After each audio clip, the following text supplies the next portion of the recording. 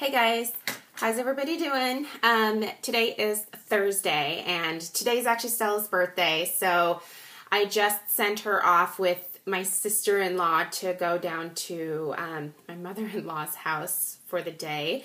I am doing makeup for a wedding today, and I'm kind of feeling bad for the bride because it is like pouring down rain and she's getting married at a park.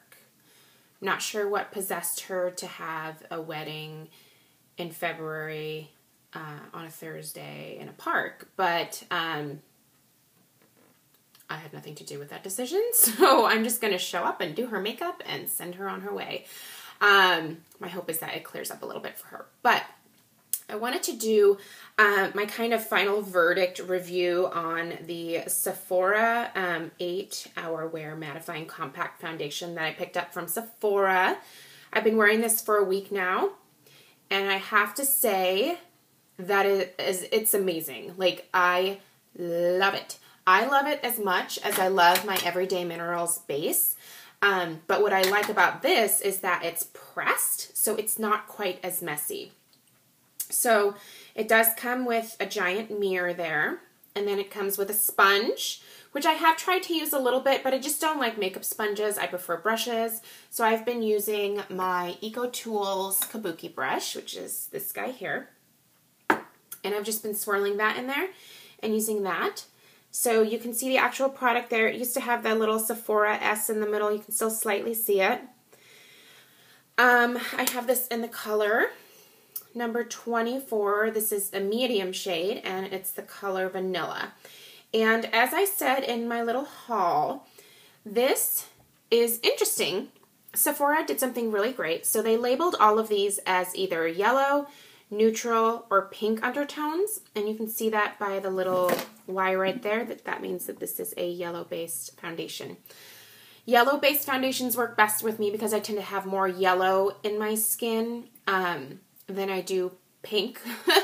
And I find that the yellow helps to cancel out a little bit of redness that I have in my cheeks naturally. So this is the perfect color match for me. I think sometimes on camera it comes off that my face is darker than my neck, but when I look in the mirror, it's like basically the exact same color.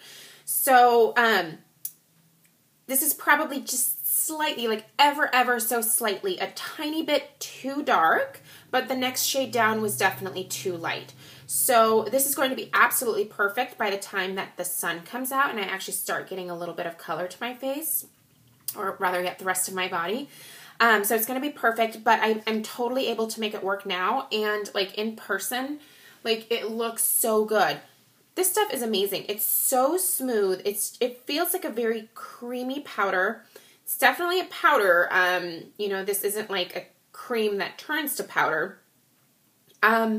It goes on so smoothly. The coverage on it, I would say, is medium. So it's not full coverage. You can build it a little bit more by kind of going over and pressing like the foundation into your skin where you need it a little bit more. So oftentimes I will do that on my cheeks and my nose and a little bit on my forehead. And it works perfectly. It wears beyond 8 hours for me. I will say that I always use my Milk of Magnesia primer, so that definitely has an impact on the wear of any foundation that I use, whether it's airbrush, mineral, or, well, I don't really wear liquid.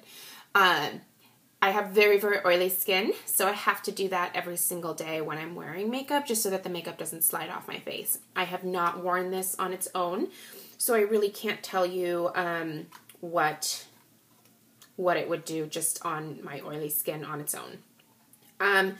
This is said to mattify and reduce the appearance of pores. It is oil-free. It is dermatologist tested, non-comedogenic. I probably said that wrong. It doesn't have fragrance, and it's formulated without mineral oil. So for those of you that don't like mineral oil in your powders, give this one a try. This was $22 at Sephora. So it is a little bit more expensive, but I will say I will absolutely repurchase this. It's a beautiful, beautiful powder. It's finely milled. It's very soft. It blends into your skin. It's so easy to work with. The one thing that I will say is that I definitely have a dip in this already. I don't know that this is going to last me forever. But here's the thing. Like, I use my powder foundations pretty much on a daily basis. So I'm going to use them up probably faster than most people would. Because I also like a little bit more coverage. So I put on a little bit more than probably most people would who choose to wear a powder foundation. But that being said, I would absolutely purchase it again. I think that this is great because it's more contained than the loose mineral powder that I normally use. It's still messy. I wish that I could show you guys the film of mineral foundation that I have all over this room. It is on my blinds. It's on my little mirror over here. It's coating the TV in the room. The one thing about using mineral foundation is that it's a total pain in the ass in terms of getting everywhere. You know, when you're swirling your brush around, it just tends to kind of, no matter how careful you are, it kind of fluffs up and tends to just get airborne, and then it settles on everything else around you. So I constantly need to vacuum in here, and I really need to take these blinds down and wash them because the makeup just gets everywhere. So that is the one drawback to, I would say, using powder foundation, but it just wears so much better on me. I feel that it looks better.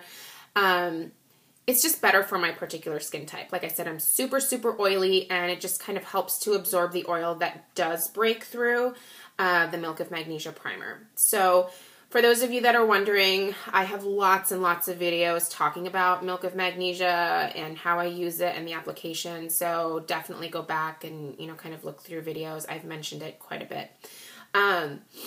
I think that's all that I have to say about this foundation. There is a huge color range. I mean, everything from like the fairest of the fair, like ivory, to like very deep, rich, dark colors. The color selection is huge. I would say there's at least 20 different options from what I could tell. I didn't like sit there like counting because the display was huge in my Sephora. So you will find this kind of in the middle of the store where they have all of the Sephora products in that kind of oval display that they have there. And I do like this better than the domed Micro Smooth powder foundation that I purchased the last go around. So I highly recommend this. I think it's a great product. I think if you are yellow undertone, this is a great option. If you have pink undertones, there's a whole color selection for you. And for those of you who are neutral, there's an entire color selection for you as well. So love that Sephora did this. Love the packaging. It's pretty sleek. As you can see, it's about the size of the palm of my hand. I could probably do without this sponge thing. And then, you know, you could obviously make this significantly smaller. But it's really not bad. It's, you know, if I wanted to take it with me, I could easily toss it in my purse.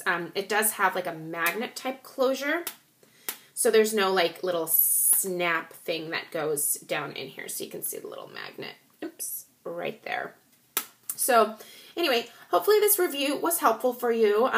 One last thing I want to tell you how much you get. This is 8.5 grams of product. With my everyday minerals, I get 4.8 grams of product. So, wow, technically I get more here than I do here.